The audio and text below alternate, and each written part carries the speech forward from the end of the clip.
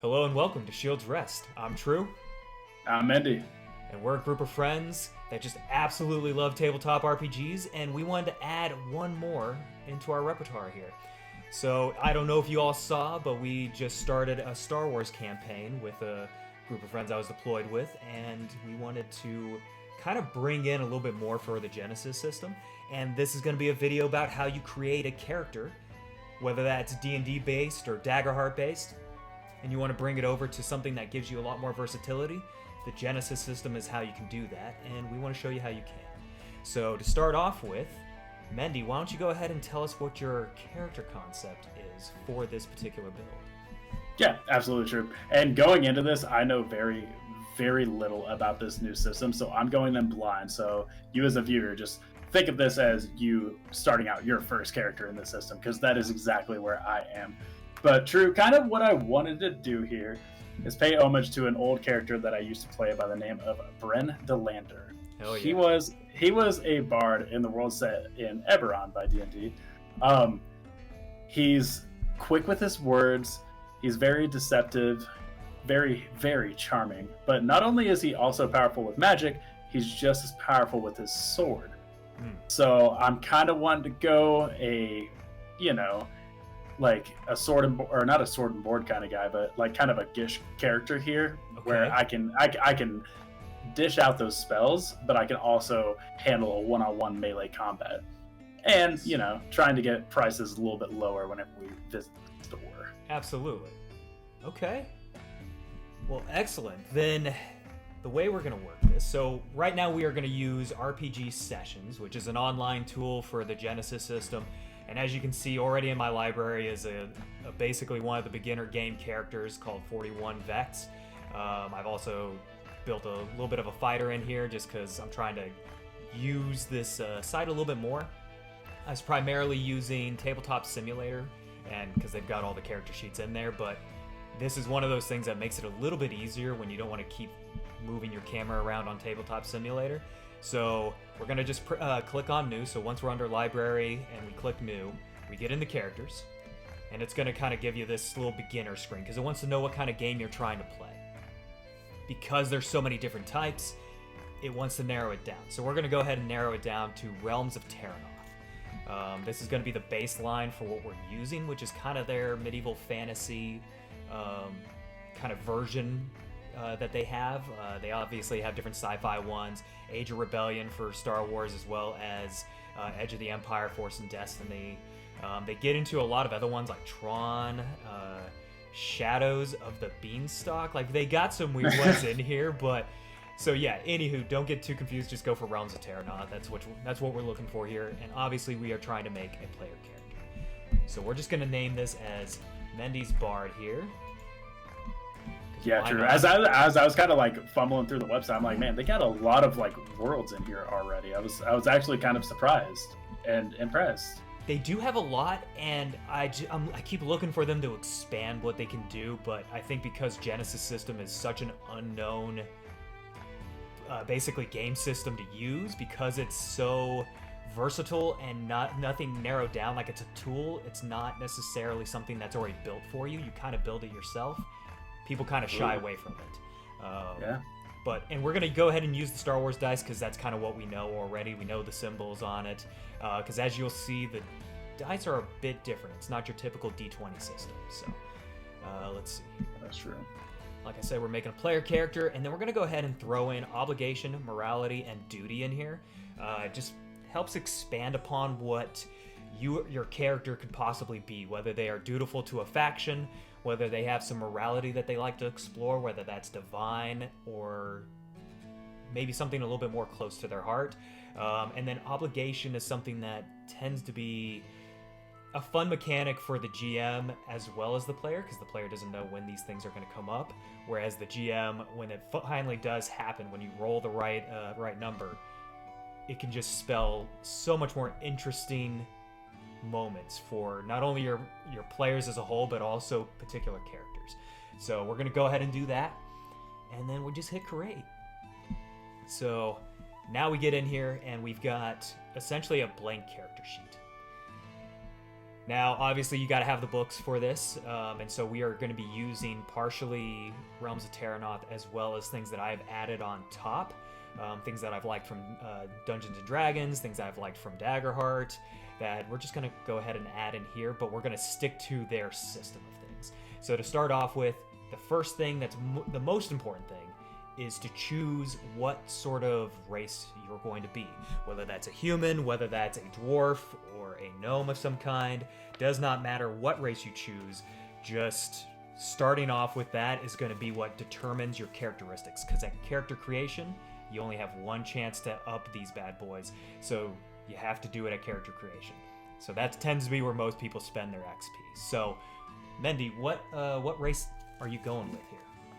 Yeah, true. This was honestly a pretty tough one because there's a lot of really cool races in this system.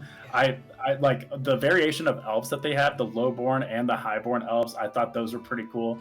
Dwarfs are always fun. Trudeau's the best dwarf I've ever heard.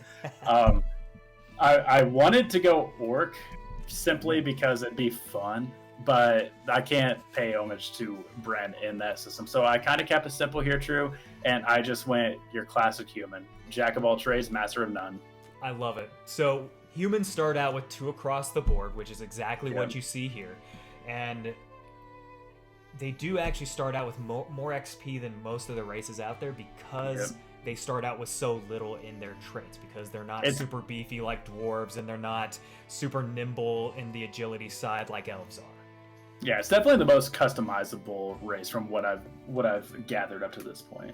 Yes, it is probably the most, at least for a medieval fantasy sort of situation. In Star Wars, droids are about as customizable as you can get, which is rather fun. If you haven't built a droid before, that's a good time for Star Wars, but that takes such a good role player to play a droid properly. But anywho, so starting out with human, they get 110 XP. And in order to increase these, you have to spend 10 times the number you are trying to obtain in your characteristics here. So if you want a 3 in brawn, you got to spend 30. However, if you want a 4 in brawn, you have to spend 30 to get to the 3, and then 40 XP to get to the 4. So 70 XP in total has to be spent to get you to 4 brawn. So you kind of have to be strategic in how you spend your experience points here. So how are you going to spend these 110 experience points? Yeah, so since this is the only time I can kind of change my abilities, I'm gonna kind of go crazy here, True. Okay. I want that presence 4. If I'm gonna be a bard, I'm gonna be doing the talking, I'm gonna be the face of the party. I will gladly spend 70 XP to get that presence to 4. Hell yeah. Okay. But I'm torn between, because I want my agility at a 3, but that would only leave me with 10 XP. So now there is the other option here, and this is the part that we're going to pull over from Star Wars. The reason why we brought in our dear old obligation, duty, and morality, these 3 right here, is because if you take an obligation or a duty or a morality, this is you committing to something, and this means you're committing to it with your character. With that, you basically pay a certain price in terms of taking a certain amount of obligation or duty or morality to give your character something unique that's almost kind of like a background situation. So an obligation, if you take like a big debt, or you take an addiction or betrayal, or somebody's hunting you, it's that kind of stuff. You can take a severity to that, which if you take 10, there is a reward part where you can spend all that to get 10 XP. Or you can get a certain amount of money depending on what the currency is and how much the GM wants to say that 10 obligation or 10 duty gets you. In Star Wars, you'd get 2,500 credits right off the top by spending 10 obligation in that area. So here, you can spend money if you want to get better gear, or you can go for XP points. That's kind of how you can get about 10 to 20 extra XP points to get to what you want. So and that's one thing that I was kind of tempted on doing, because Bren does kind of owe an obligation to someone. There we go. He used to sail the seas under the authority of a pirate. And Bren signed his life for 3 years to sail the seas and assist on the ship. Not the Dread Pirate Roberts, right? Could have been. I don't know. Could have been whoever you want it to be. It's fantasy. That's why we love it. But I want to say that for this character, he still owes at least another year on the seas sailing under someone's command. And that's his obligation. He owes that, and perhaps they're chasing him. Perhaps he just avoids the water like the plague. But that's how I was kind of wanting to flavor this particular character, in that he's afraid of running into someone, even though that obligation still hangs over his head. Okay. So, now what severity do you want this debt to be? Because it is a year on the sea that is owed. How badly would you say this individual needs you to, complete that contract? I'd say pretty badly. Are we talking 10? Are we talking 20? I'd say 20 at this point. Okay. And I will take that on.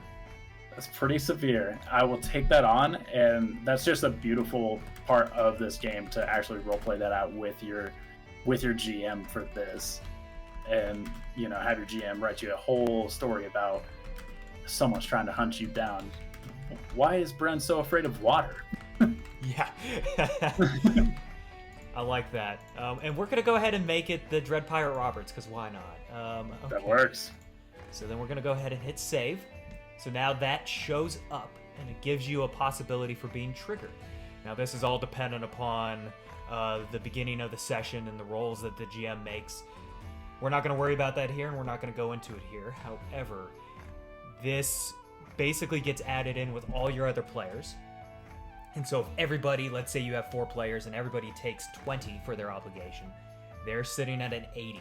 And with a D100 being rolled each time, it has to get under that total obligation for the party, you're very likely to have something pop up, which maybe hitmen come after you to try and take you, or maybe it's just a stern warning that you were only given a month of leave and you must return in a week, or you're already over by a week and you must return. Who knows? But you now have 20 XP on top of the 30 remaining, so you have 50 XP to work with. Yep. Sorry. So I'm gonna rephrase. You had 40 left over from the 70 spent out of the 110, so you got 40 plus the new 20, so 60 in total.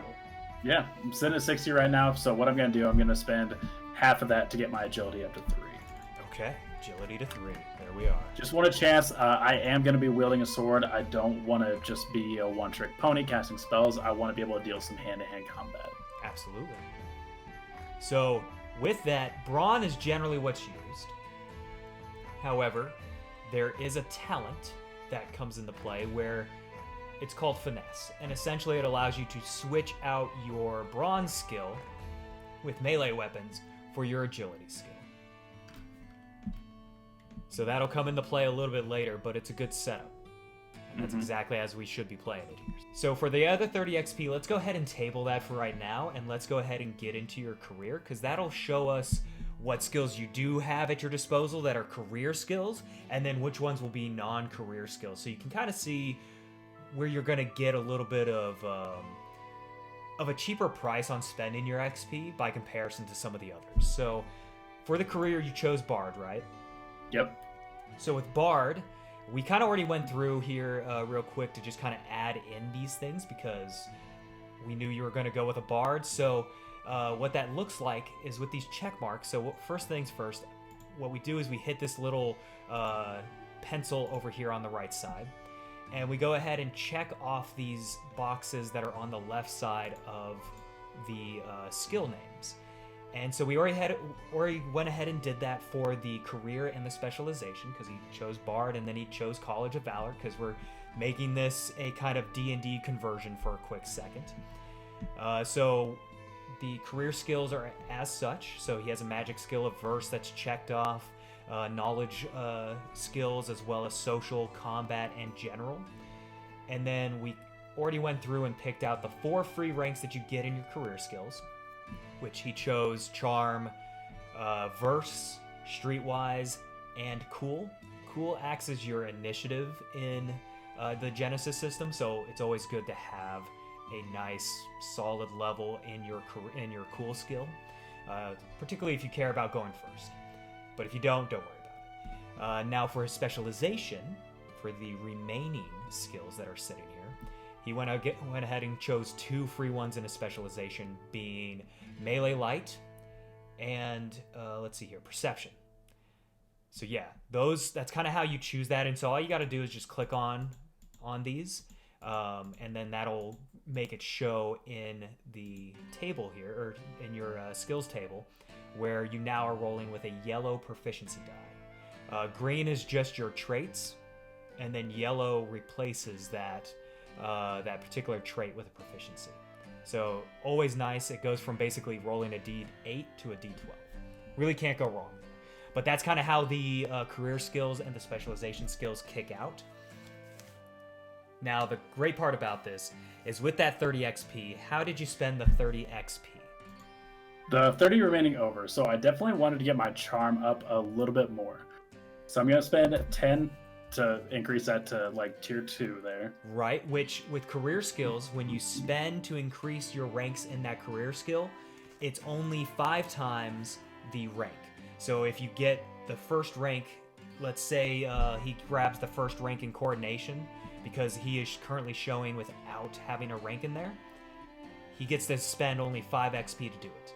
But if he wants the second one, like he took in charm, he has to spend 10.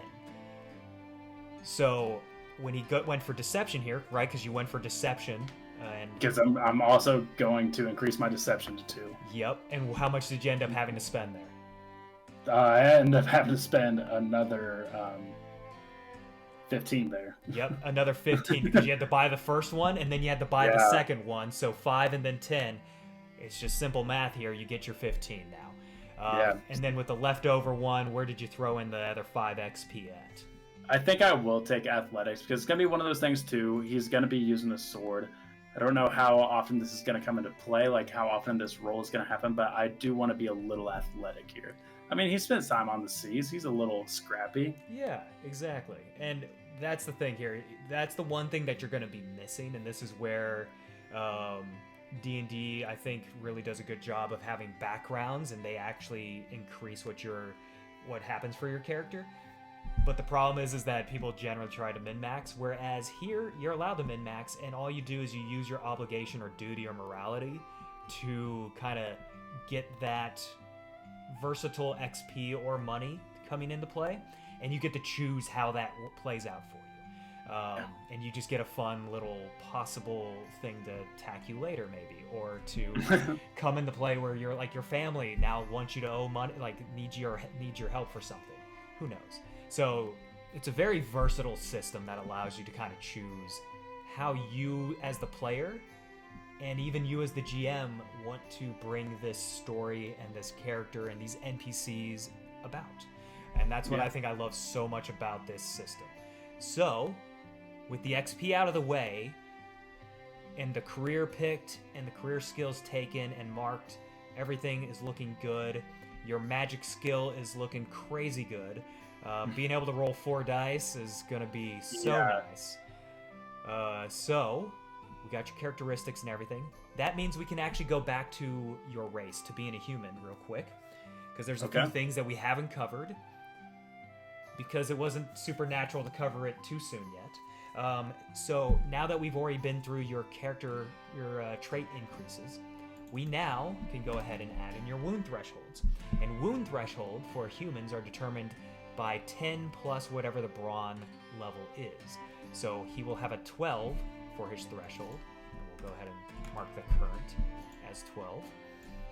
His strain is also going to be at 12 because it's 10 plus willpower. So that gives us our 12 points of strain.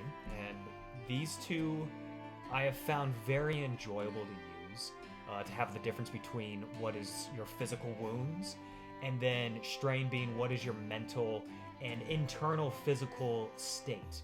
It shows you pushing yourself beyond what might be physical limits.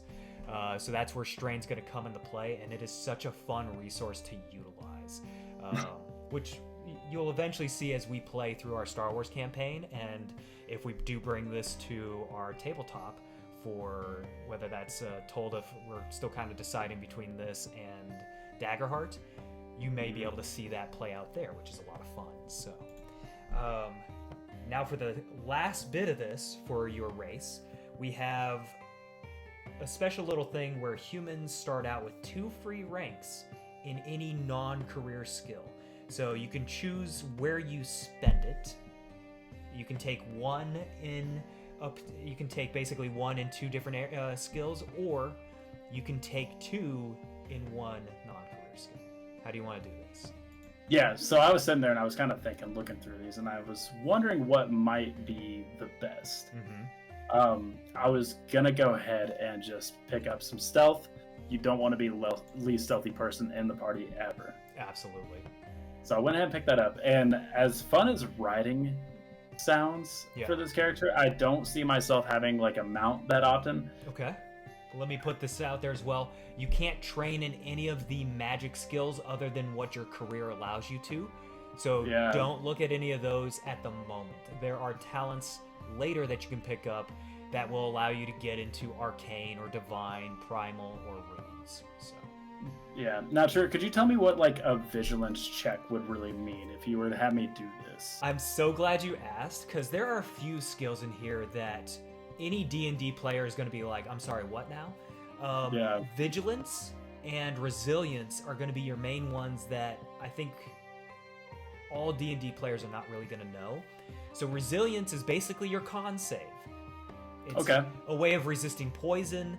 It's a way of pushing through whatever physical activity you are doing, and it's not just going to cause strain, but we need to make sure that you can actually do this.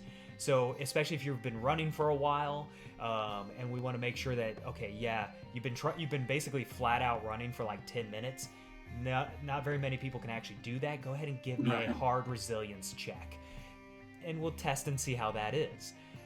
Vigilance, however, is kind of like almost like a dexterity saving throw to some degree, but it's also it also acts as your initiative roll if you were surprised by something. So cool acts as an initiative for people that are ready for whatever it is that's about to happen. So when the party's about to ambush, well, the group that's being ambushed now has to roll their vigilance check for the initiative roll. But vigilance can also be something where you have a guard that's standing out, keeping watch, and they're going to roll that as their perception check for somebody that might be stealthy. So that's kind of how vigilance works out. Okay, because I was kind of torn in between taking a point in either, but I feel like the better of the two for my character at this moment is going to be resilience. So I will go ahead and throw a point into resilience there. Perfect. So then we just added those 2 in there. We hit save, and now we have the yellow dice showing, which that's why I love this so much, because they do such a great job. For anyone that's into D&D Beyond, because let's face it, they made D&D so much more accessible, that's essentially what this is it's just trying to make the Genesys system more accessible. Not with as much functionality, unfortunately, and I would like to see them kind of expand that in the future, but it is great. It's a great way to track your character sheet, and it's a great way for your GM to be able to add in specialty items and basically be able to create this character however you want to. So yeah, absolutely love this system. But there's our non-career skills done. That's all the race components figured out. What kind of questions do you have up until this point? Oh, so many. So many that I feel like they won't be answered until you like generally start playing. You do have to play to get it down, absolutely. But what, like, anything off of character creation that might help you build this character a little bit better? That you might feel that you're kind of missing out on? Like, you're like, man, I know this from D&D, but is that here anywhere, maybe? I don't know. Yeah, it's kind of, like, there's always, like, the race components, how a specific race gets, better this, better that. Right. This is a little bit different. It's more, like, dare I say, balanced in a way to where you're really able to optimize the character in the way you see fit. Right. I'm just looking at my dice here, And I'm looking at charm with the 2 yellows and the 2 greens, and I'm looking at deception with just the 2 yellows. Yes. Could you explain to me why there's no green? Like, why I don't get additional die with my deception checks? So the way this that is actually the perfect question that you could possibly ask, because this is what confused me for a while when I first started actually GMing for this, because I never got to actually be a player in this system. I've only been a GM in this system, and it took me a little bit to understand why some skills had all green and why some skills had all yellow or a mix of the two. So what it is your skills are derived by your traits. So the reason why you have four dice in charm is because you have 4 in your presence. Okay. And when you take ranks in a particular skill, those 4 green that would otherwise be turn into yellows. Makes sense. So with my 2 in cunning, it just upgrades the 2 green die that I would normally have because I took 2 skills in that and just turns them into 2 yellow with a higher probability. Correct. That makes sense. Yep. Okay. Now, let's say, so there's a little mechanic within this system that's called story points, or if you play Star Wars, they're called force points, where you can spend it and you can upgrade your roll. Now, when it comes to upgrading, normally you're converting green to yellow. But because, let's say you wanted to upgrade your deception check, you're now not going to be upgrading because you have no green to move into yellow, right? Yeah. You now add a green dice. Okay. No, that makes sense. So that's the cool part about that. So using the phrase upgrade, because that is a term that's used in the book, that is basically what you're doing. And that happens also when it comes to the negative dice, which we'll get into here in a little bit. But perfect. Yeah, so does that make sense? It makes sense. No, I'm fully tracking right now. Good. Okay, so any other questions before we move on into grabbing, let's say, a couple of weapons and some armor? Not that I can really think of. I think I'm starting to get it. Okay, perfect. Now, I'm going to bring over the book here, but I also have it in a PDF, but this is just easier using the book. Let's go ahead and let's get you an armor piece, and let's also get you a primary weapon and a secondary weapon. So, how you do that is you basically just scroll down on your character sheet here, and you can go to weapons. But let's go ahead and let's start off with your armor. So we're going to scroll a little bit further past critical injury and talents and go into armor. You click the plus sign, and then we'll go ahead and get into what armor is out there, because let's face it, you're going to kind of need to know that info, right? You're going to need to know that. So what you have at your disposal, and we'll stick to the very basic table here. You have chainmail, you have heavy robes, you have leather, magic plate, and plate armor. Now, they all have their benefits and kind of detriments, if you want to look at it that way. They have some negative points to them every now and again, but those are the 5 types that you currently have that are going to be kind of your baseline, and then there's just going to be variations off of that. So what kind of armor are you looking for? For this character, it's definitely going to be leather. I want something kind of light and able to move freely in. It just fits, so I will be going leather here. Okay. So leather, all we got to do is add that into the name. We're going to just call it leather. And it gets a soak of 1. And I'll explain soak here in a little bit. Soak of 1, and then it just has an encumbrance of 2, which doesn't matter a whole lot here. So I'm not going to... Don't worry too much about it. It's not a big deal. Same goes for the rarity right now. For the starting out stuff, it's not a huge issue to know. But essentially, the rarity kind of relates to the way the market is. So if you have the lower the rarity, the less rare it is. The higher the rarity, the higher rare it is. The more rare it is. So basically, the lower the rarity, the more likely you are to find it in a marketplace. Whereas the higher the rarity, the less likely you're going to find it at all. So that's one thing to know. There's also a thing called hard points, which allow you to customize your armor. So we're just going to go ahead and say that you don't have any hard points right now, but that's a way to basically make your armor better through different customization options. So that's the cool part. Now, this armor doesn't give you any defense, but we're going to go ahead and say that this leather armor is going to give you a 1 melee defense. Okay. So just go ahead and put in 1 for your defense. And then over here you can say not carried, carrying, or equipped. We're going to go ahead, of course, and say that it's equipped. Yeah. And the cost, again, we're not going to worry about it, but in the book they call it 50, and that can be of whatever currency you want it to be at that point. It kind of depends on how you feel about currency in the first place. If you've been getting into Daggerheart, you know they don't care about currency at all. They're just going to call it handfuls, bags, and chests. Whereas if you get into Star Wars, obviously you're going to have credits, and then D&D you have your gold, silver, all that jazz. So we're just going to call it like 50 silver pieces and call it a day. So okay. Hit save. Now with that, because the functionality isn't there, it's not going to automatically factor it into your soak value. So go ahead and go up to the top and go to soak, and you're going to put in 3. Reason being is because your soak value is derived by your armor plus your brawn. And because you have a brawn of 2 and a soak value from your armor of 1, that's going to equal 3 soak. Makes it a 3. Okay. And then real quick, before we forget, go ahead and make your defense melee a 1. Okay.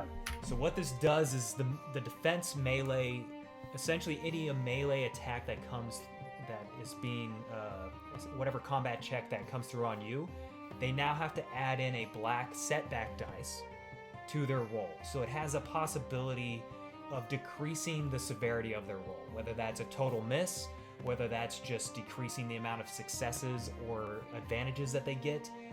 That's going to come into play later, and it's nice when you can basically drive down their possibility to hit you. Now the soak is going to be a negative to the damage that they do. So for instance, if I come through with a long sword and I do 6 damage to you, it's only going to be 3 because you minus the soak value from the damage that you take. So instead of you losing 6 hit points, you now only lose 3 and you go to 9 hit points. Yeah. So makes sense. Makes it balanced. It's a nice balance. So you'll find that armor has more of an effect here. So the better your armor is, obviously, the more protected you are. But also can provide some basic negatives, which as you get up in armor and different types, you'll see what that ends up being. But anywho, for now, that's what we're going to call it. So let's go ahead and scroll back down and get into the weapons. Okay. Which is kind of the main thing that everybody wants to get more into, right? 100%. I want a sword.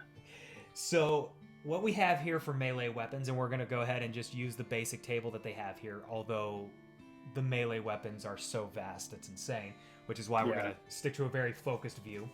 You have a normal axe, a great axe, a great sword, a halberd, a light spear, a mace, a shield, which is funny that it comes up under weapons, and a sword.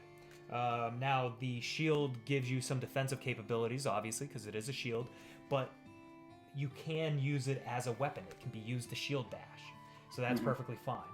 But you do also have your basic sword there, and then in ranged weapons you have your bow, crossbow, and longbow.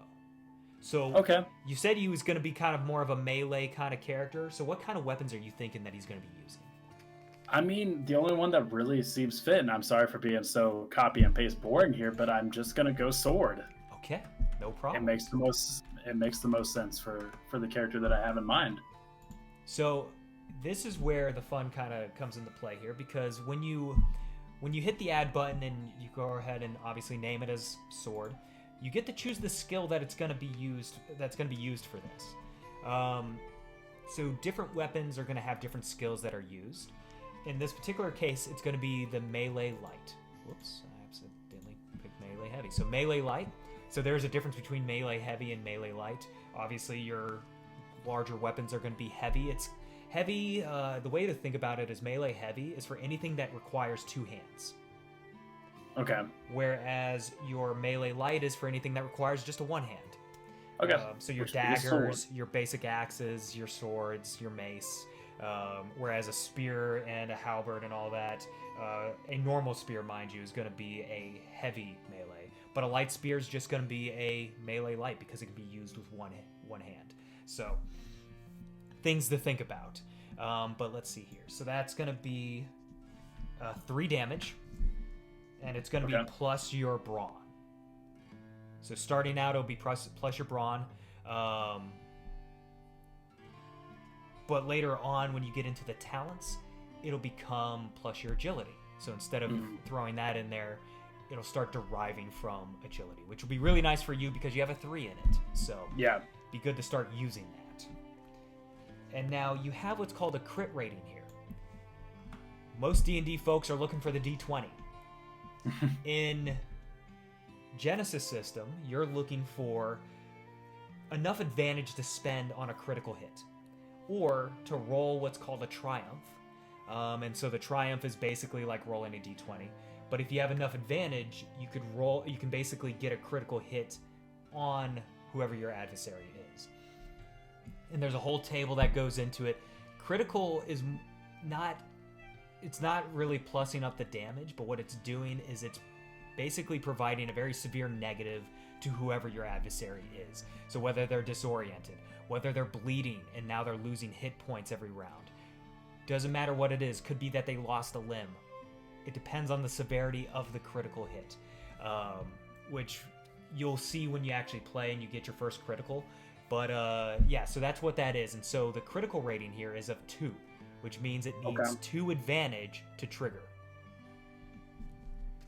So when you roll and you do your melee light skill, which is currently sitting at a 1 yellow and 1 green, if you do roll 2 advantage with a success, mind you do have to be successful in your attack, but if you have 2 advantage to spend, you can spend it on a critical hit. So that's the nice part there. All right, so now we want to get into the range portion of this. So basically Genesys system is going to think that you're going to be using the medium range because most weapons within Genesys are medium ranged. But however, because it's a sword, we're going to go ahead and change it to engaged, which is going to be your close combat range. Now, mind you, much like Daggerheart, it does actually use ranges. Because Daggerheart actually did credit Genesys system in a lot of this stuff, and range is one of the areas in which they did this. It's a great arbitrary way of getting into about where you're at without having to worry so much about the exact footage, centimeters, all that jazz. Breaking out a ruler in the middle of the game, like, what are we doing? Yeah, like, what does this square mean? Don't worry about it. You're at short range. You know, like, you're fine. So that's what that is. So we change it to engaged. And what we're also going to do here, because the sword has a special quality to it called Defensive 1. And what that means, so what we do first actually is we hit the plus where it says add quality. It is going to be considered an attribute quality. You hit next, and then we're just going to go ahead and name this Defensive 1. And then what you do is you choose the attribute of Defense Melee. Change it to a 1 because it's Defensive 1, and you hit Create. And that now applies Defensive 1 to the quality side. Now what that does is that now puts you at a 2 for your defense, your melee defense side. So yeah, you're just being that much harder to hit because you now have this at your disposal. Now with all that out of the way, obviously we're going to have it as equipped, but if you wanted to put it as carrying or not carrying, if you put not carrying, go ahead and just put in a little note under other details as to where the heck it's at. Where when? Yeah, so like, do you have it in the inn? Is it in a storage container somewhere? Whatever. Where is it at? Or if it's carrying, what bag is it in? Maybe like if you have like a bag of holding situation. But right now it's equipped. So hit save. Okay. And it automatically shows you your skill is melee light, and it shows you that you're dealing with a yellow and a green for your skill with this. Now, True, real quick, could you remind me what the damage was of the sword? I've seemed to have missed that. Yes, so the damage is going to be damage 3. 3, that's what I thought. Perfect. Yep. Now, if you want, you could take a secondary weapon, whether that's what would be, maybe you want to go 2-weapon fighting and you're using 2 swords. Or maybe you want a nice small round shield to kind of add into the protective capability. See, True, and that's one of the things I want to do, because I will be casting spells, so I would obviously want a free hand. Absolutely. Correct? Yeah. Okay. You definitely do, especially for verse. It kind of depends on how you kind of whatever your spell casting ability is. Verse can be very much so just the words, but sometimes if you're doing like a Song of Rest or a Song of Valor, you're gonna need probably an instrument to be able to help cast that sort of spell. Right. I feel like I would just skip the secondary weapon here. I mean, I got my sword. I know we're not going to be as tanky. We're going to try to be dipping and diving most of the time. Mm-hmm. And I just want that opportunity to like use that free hand to cast something if I need it. Absolutely. And this is where probably a good quick draw sort of talent might come into play here, where it allows you to draw, stow and draw something really fast. So that way you can do that with ease. So that's something that you can pick up, I believe, at tier 1, maybe tier 2 for talents. We'll get to the talent side here in a second. But that's the armor out of the way, and that's the weaponry out of the way. We've already gone over obligation here, and what basically duty and morality mean as well. We've taken care of your career skills and your non-career skills, your race traits, and everything else. Let's go ahead and get this wounds back up to 12, so it looks right, huh? And we've got a defense capability of 2 and a Ahsoka 3. So we're looking really good. We've got the baseline taken care of. Now, let's say you've been adventuring for a bit and you've gained a good solid 10 experience points. Okay. Now you have options here. You have your specialization tree that you can go through, and you can buy a couple of talents that way, or you can increase your skills as you go here. It kind of depends on how you want to spend your XP, if you want to spend it at all. But the way that looks, first and foremost, we're going to say that you have 10 available in your XP. So if you scroll down just below weapons, you'll see where your available XP is, your total XP, your money, and your encumbrance values are at. The total XP for you is currently sitting at a good solid 130. But now with, let's say you just got that extra 10, you're now sitting at 140 in total XP with only 10 available. Now, how would you like to spend your XP? That's a good point. Could I pick up a talent here? You absolutely can. So for my players, I'm going to go ahead and switch over to our little spreadsheet that we have. So we've been building basically the specialization trees for the classes, and for this one in particular, we've got only the baseline kind of done up here, because we are kind of doing a little bit of a D&D conversion. So what we have here is Song of Recovery, which most D&D players will know, Song of Valor, which is basically your bardic inspiration, and just for a point of order here, you've got your red blocks here that are considered active talents, which means it requires an activation from you as the player in the moment of whatever's happening. So it's going to take an action to do so. Whereas the blue are your passives. It's just something that's there. You don't have to worry about activating anything because it's just a part of your character. Yeah. So this first row here are all going to be 5 XP each. Okay, so I will pick up 2, and I think I do know what 2 I want to pick up. Okay. I really want to pick up Song of Valor. Okay. I feel like Song of Valor really fits for this character. I'm not going to be healing too much here with this character. I'm all about damage and persuasion and deception. So nice. I'll let somebody else care about healing 2 hit points to a creature. So I'm gonna pick up Song of Valor. There we go. And I was tempted to go Grit here, but again, I don't really. I feel like I don't need that +1 strain threshold at this moment. Yeah. Where I can always pick that up later. I will need it, but level 1, I kind of wanted to go plausible deniability. Okay. Yeah. So plausible deniability, for those that are reading really quick, remove setback die per rank of plausible deniability from coercion and deception checks. Yeah. This means that if, let's say, somebody's onto your game, or they're not fully trusting, and there's a setback to your ability to deceive them, or they're just somebody that's kind of tough and they have like a strong sense of self, they're probably not going to be so easily coerced. So that might come in the form of a setback die or a couple of setback dies to your coercion check or your deception check. And with this, you just get to remove one. Yeah. And it's, as you said, it's kind of passive. It's just part of it. It's very nice. I don't have to think about it. I don't spend an action to do this. Which is so great because you're not keeping track of what can I activate right here, right now. It's nice to have some passive skills in there that are always just a part of you. So making sure that you balance is a great thing. So I'm glad that you took one active and one passive. So yeah. But any questions on how the tree works? No, I kind of understand the tree here. As you say, I come from a long history of D&D. So D&D is my home. It's what I'm familiar with. So learning all this, it's definitely a learning curve. It's hard to do, but it's nice that the conversions are familiar to D&D specific like spells and effects. Yes. Speaking of which, let's go ahead and test out your character here that you have built. Okay.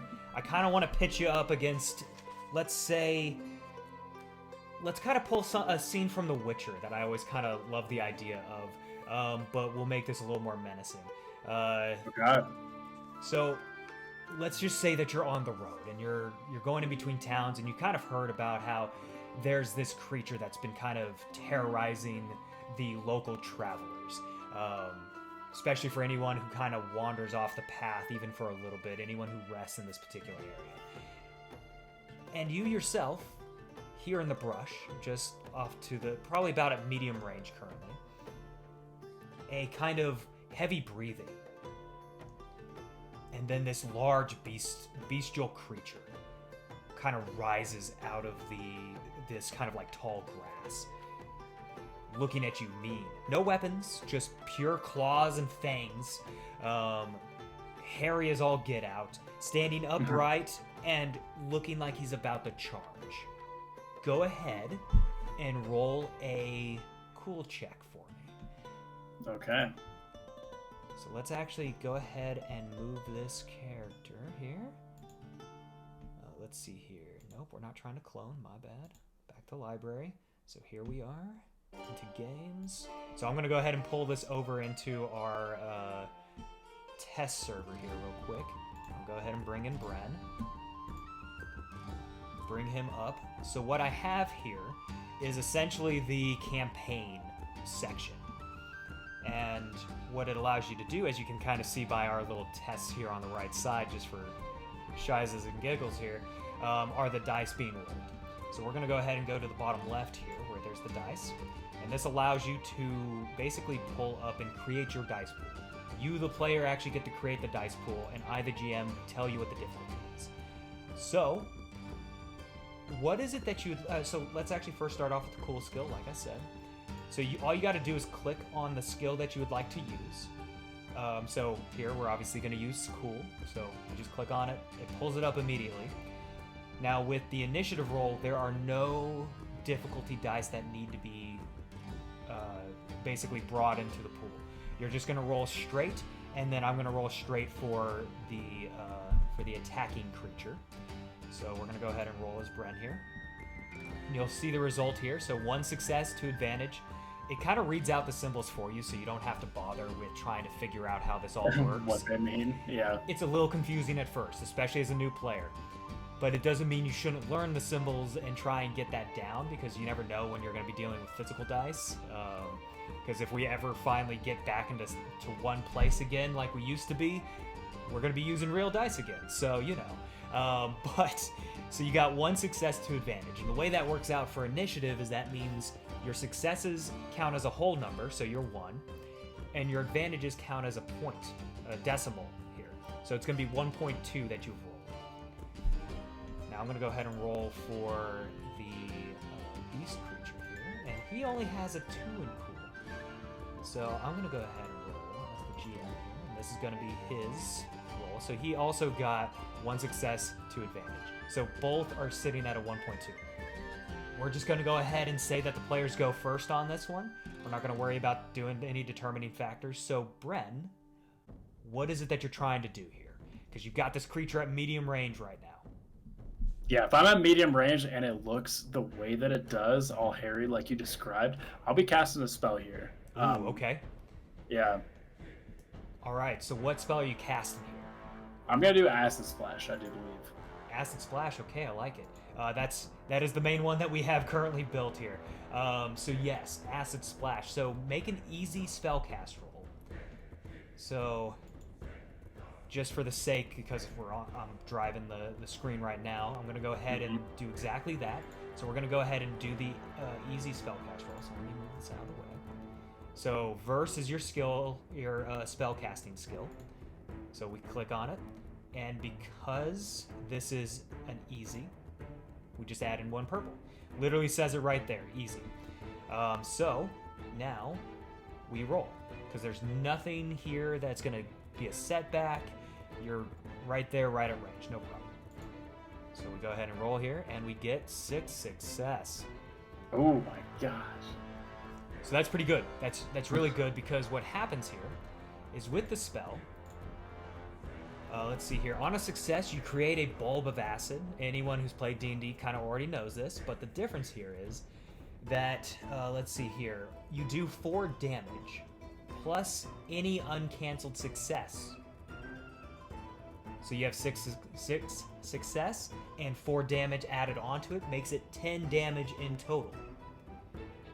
Now you have some item qualities here that give you Pierce 1 and Sunder 2. So Pierce 1 gets through 1 of his soak. Whereas Sunder 2 will damage, if you had the, the advantage there to activate it, it basically damages the whatever item that you hit. So let's say he had a weapon in hand and you hit that, you can choose to hit his weapon and it damage his weapon, so that way he now has to basically repair it. It's going to be in a weakened state. And there's different levels to this where it takes minor damage, major damage, and then just completely breaks. So that's cool, but that's a for later kind of situation. And because there's no other creatures within engaged range with him, he's going to be the only one that's taking this damage. So 10 damage to the Beast Man, who only has 6 wounds and 3 soak. And because you go through 1 of his soak, he now effectively only has 2 soak. Okay. Which means 8 damage comes through and completely destroys this creature with just 1 acid splash. 1 easy check, because you have 4 dice. Yeah. So the difference here would be, let's say you only partially trained and you only have, like, let's say 3 in your presence and you have the 1 difficulty here. It's a different situation. Now you only have 4 success. So the successes lessen as you go, as the difficulty increases for a lot of these things. And a lot of this can scale, and because this was just a minion creature, he was really easy to kill. But for something a little bit harder, let's say an ogre, for instance, is much more difficult. Your 10 damage would only have done 3 actual damage because he has 7 soak. So now all of a sudden his 20 health goes down to 17. You're going to be in kind of dire straits situation at that. Yeah, 100%. That's where you need the help of your party. That's where you need the help of your party, and where you might want to just straight up run if you're by yourself. Get out of there, yeah. But, so it does scale rather nicely, so I do like this, but that is one way to do it. Another way to do it would be to take on the exact same creature and go ahead and say that you guys are in melee. And let's say he got up on you, and now he's actually going to do some damage to you. Yeah. So he's got his Fangs and Claws. So he's going to be rolling his Brawl skill here, which is going to be 3 dice. He's got 1 skill in it. And because he's at engaged range, it's an immediate 2 purple when you're at engaged range. So, and can't let me forget here, you've got a defense of 2 for your melee. Yes. So now, I'm going to roll as the GM. He does get a success on him, but he takes 1 strain in the process, and because he has no strain thresholds, he's going to just take straight damage, so he's now down to 5 health. But the amount of damage that comes through on you is 7. 7 points of damage. Now remember... my soak at 4, that goes down to 3. Correct. Okay. So now you're sitting at 9 health in total. 9. Okay. All right, so we've got that figured out. Now it's your turn. Go ahead and give me a melee attack. Okay. I think you can Melee put it in attack. here, right? I can. And this is going to be average difficulty with 2 purple? It's going to be average difficulty, 2 purple, and he has no setback dice in here for you. No setback dice. Okay. So it's going to be 1 success, 2 threats. Very nice. So what does that damage end up looking like then? Can you tell already? I'm going to say I am going to succeed in the damage, but maybe I misstep one way, leaving myself vulnerable for his next attack. I like that. So I am able to go in. I am able to swing maybe to the left of him, but maybe I stumbled just a little bit, leave myself open, arms wide, allowing him a clear shot straight at my chest. Okay, so I'm going to make it come in the form of you take 1 strain in the process, because now you know you're in dire straits, so go ahead and take 1 strain. So you go down from 12 to 11. You also have given him a boost die to his next attack. But now the damage that you do is 3 plus your brawn, so you're doing 5, plus any uncanceled success, which means 6. Okay. Now he, of course, is going to minus from the soak, and so his 5 hit points now go down to having, he goes down to having 2 hit points left. Okay. And he's going to definitely be enraged here. So now his crit rating goes down, so any advantages that he gains now become crits. So he's going to go ahead and attack because it's now back to his turn. He's there. He's got a boost die from you being exposed, but it's still 2 average and 2 setback dice that he has to roll. And let's go ahead and see how this dice pool kind of comes through. Okay. Yeah, so we're sitting here with 3 success and 1 advantage. He rolled very well. So that now becomes a crit. We're going to go ahead and just kind of showcase this a little bit. It's now a crit. So not only does he do 6 damage plus 3, so 9 damage in total here. Minus your soak, so only 5. Okay. Wounds come through. So now you're sitting at 4. Now you're sitting here at dire straits. But you now also get a critical wound. So go ahead and scroll down for me, if you will. And click on the roll crit for Brett. And let's see what you end up getting. Okay, now where would that be? You said roll crit? Yeah, all the way down past your weapon. Past available experience and total XP, and it should be the next field.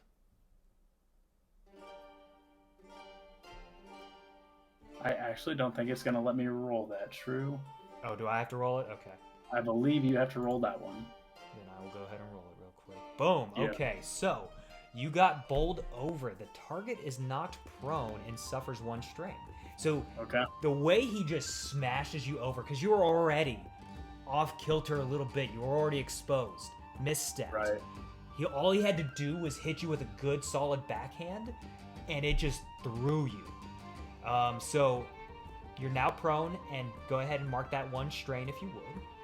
Actually, I might have to do that here. So you're down to 10 strain left. You're also down to only having 4 wounds left, which is pretty gnarly. Pretty low, yeah. But it is now your turn. So now what happens is you get a maneuver and you get an action. So go ahead and we're going to spend that maneuver by you getting up and moving back into engaged range with him. Now go ahead and spend that action, unless you want to move back, because you have a small amount of distance up between you two. Absolutely. No, I think this is going to be one of those moments where I'm going to want to finish this with my sword. As we enter in combat range, we're going to end this in combat range. I'm gonna reclose the distance on him and get right in his face. Okay. So go ahead and give me the attack here. Now, this is a question I had, True. Now, we have talked about upgrading dice. Is this an opportunity where I would be able to upgrade my dice? You absolutely could. So you could flip over. I'm going to put it up here at the top. So let's say one of them is, we're calling this dark side right now, but we're going to call these chaos points. But let's say you do have 1 at your disposal. What you can do here is you flip this, right? And it turns to dark side. So this is essentially the powers of chaos shifting. You then go down to your dice pool here. Actually, first off, you go to your skill, click on your skill, and then you can go ahead and have create story points. And what will happen here is this, basically this green is going to turn into yellow. And then you can go ahead and add in the 2 average points here. Okay. So 2 yellow, 2 purple. Yep. Go ahead and roll for me here.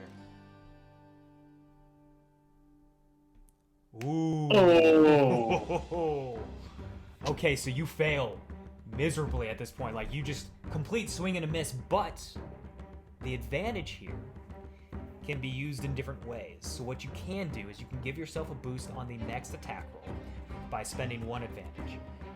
You can also recover strain by spending another advantage, and you can basically recover enough strain up until your willpower, so you can spend 2 strain here to recover 2 strain if you would like. Or what you can do here is not only do you give yourself a boost, but what you can do is you can give him a setback. Yeah, I think I'm gonna be giving him a setback here. Okay, so basically the way this can work out is where you slashed, and it was more of a wild slash because you were prone, you were running in, and you're low on health, and so it's a wild slash, and so he has to like jump back because he also is badly damaged and bleeding, and does not want to die here right now. So he steps back, but it's in such a way that he's like the ground's kind of unlevel, so he steps back and down, and it kind of throws him off a little bit. And it's enough to where you now have a better chance the next time, and he's at a, well, less than advantageous situation for his next attack. Okay. So he's going to go ahead and attack now. So again, 1 yellow, 2 green, 2 purple because it's average, your 2 black dice for your melee defense, plus another one because he is off balanced. And let's see what that does for us. Ooh. Okay. It's so bad that he not only suffers strain in the form of damage here, so he now only has 1 hit point left, but he also gives you another boost die because he just exposed himself by trying to gain balance, by basically trying to head charge in and completely missing, exposing his back. So now you have 2 boosts on your next attack. Go ahead and attack. Absolutely. So I'm rolling in and I'm swinging, and ooh, there you go. There we go. How do you finish the creature? Just I say I charge in. As soon as he kind of steps back, and I kind of rush past him because I was coming in at a start, I stop and turn, seeing that he's off center, and I come right back in and just bury my swords directly into his back before he even knows what's going on. Nice. Seizes up, and you feel the tension. Even through your sword, you feel that tension seize up around it, and then just clambers to the ground. Dead, this like big cow tongue falling out of his mouth, the just nostrils, the blood everywhere, everything. Exactly as you were hoping you weren't going to be. You know, like you could have been this situation right here, right now, and it could have been so bad. But it could have been. You made it out with 4 wounds. And a bit of a critical injury here. So now with critical injuries, this sticks with you. Okay. This does not go away unless you can get seen by somebody to treat this particular wound. And it tells you here, with the severity of it being a 2 purple, an average check, medicine check, for somebody that is proficient in medicine. That's going to be what it takes for this to be basically dealt with, to be cured in a way. That makes sense. So that's kind of how that works out. But what happens is if you don't, that adds 10 to the next critical that you take. So it ups the possible severity that you get on the next critical strike that comes in on you. Okay. So something you definitely want to deal with as soon as you possibly can. Yeah, definitely a priority, I would say. Yeah, nobody wants to be sitting around with a critical wound anyway, but less so in this system than anywhere else. Yeah. But that is essentially going from ground zero to having a full character built to having a little bit of talents to utilize, and what critical role, like what a critical injury looks like, as well as combat. So, are there any questions with any of the combat side of things? Anything that I might have missed that you're like, wait a minute, what about this? Well, feel free to drop those down in the comments. But Yes. I truly don't have many questions as much as praise. I do. Oh, Now, I love that we stumbled upon a critical injury here, because that's the way it should be. Now, if you're in combat in a real life scenario and you take, a heavy hit, that's not just gonna go away. no. It's not like you're just gonna lose like 80 hit points in one round and just shake it off and be completely fine. Wait for your cleric to come by and heal you. Those things should linger with you, It should. and it definitely should. So I like that aspect. I like that you have to get that fixed, or Yes. else it's just gonna cause trouble. And my biggest praise for the system is kind of like the world building, how everything kind of works together Yeah. with the chaos dice, like we've been talking about, where you're able to kind of, in a way, alter the present moment to make it more advantageous for yourself in that current moment. Yes. But there is a setback. Because There is. I love it. My Star Wars players know this best of all.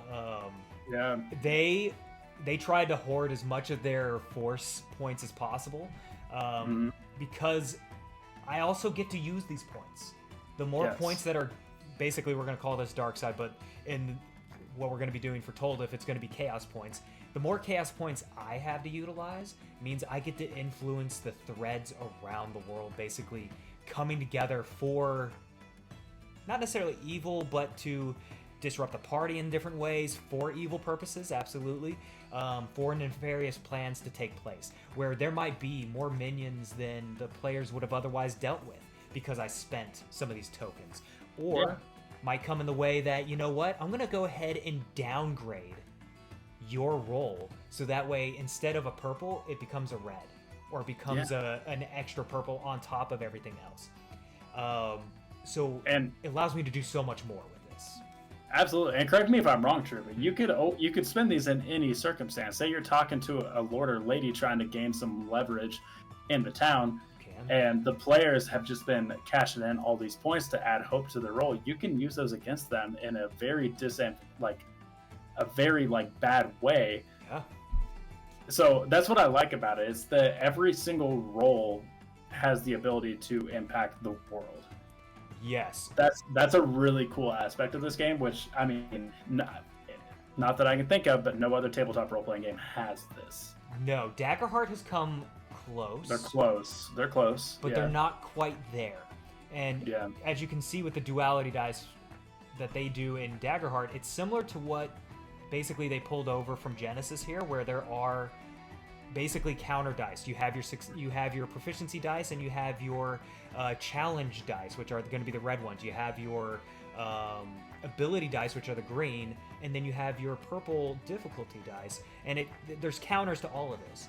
And they kind of took that and tried to simplify it, which I understand the desire to simplify, but I also really like these dice because it allows for me to know the severity of something, whether there is 3 threat and I can spend that all over the place, or if there's 3 advantage, you as a player can spend that anywhere you want to give a boost, to be able to recover some strain, to maybe put somebody off balance like you did with the Beast Man here. So there's a lot of different ways that you can utilize these dice, the different things that are in the system, much like story points or force points, however you want to look at it.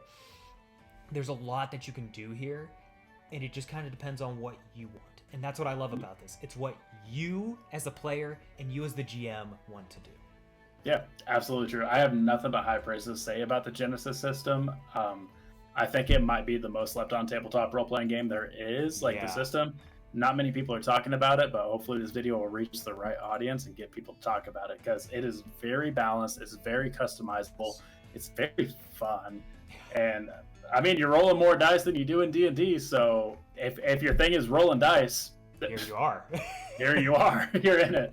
But no, sure, I had a lot of fun. Thank you so much for walking me through this. To the audience, like you said, I came in with very, very, very limited experience. I played a few Edge of the Empire games here with True as the GM years ago. Have since forgot everything about it.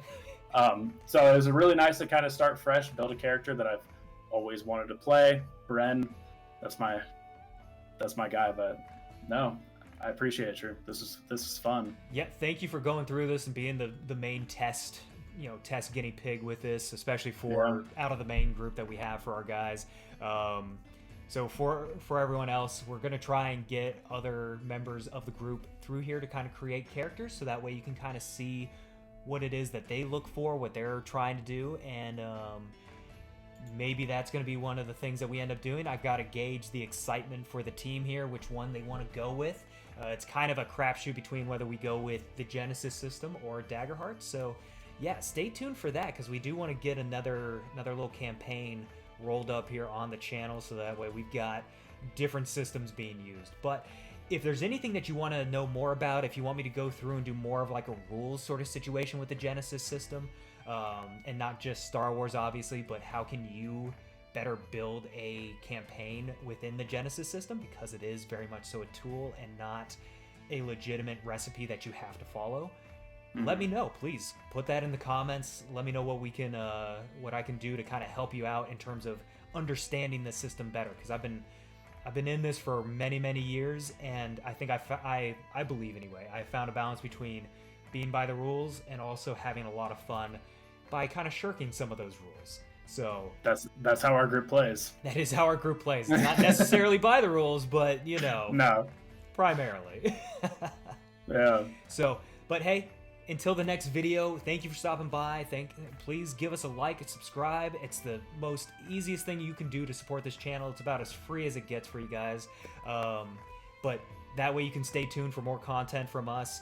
And I don't know about you, Mendy, but I'm looking forward to our next video here. I'm looking forward to the next video. It should be coming soon. Stay tuned. Like you said, liking, commenting, subscribe is the freest thing you could possibly do. Show us some love, please. But take it easy, guys. Peace, y'all.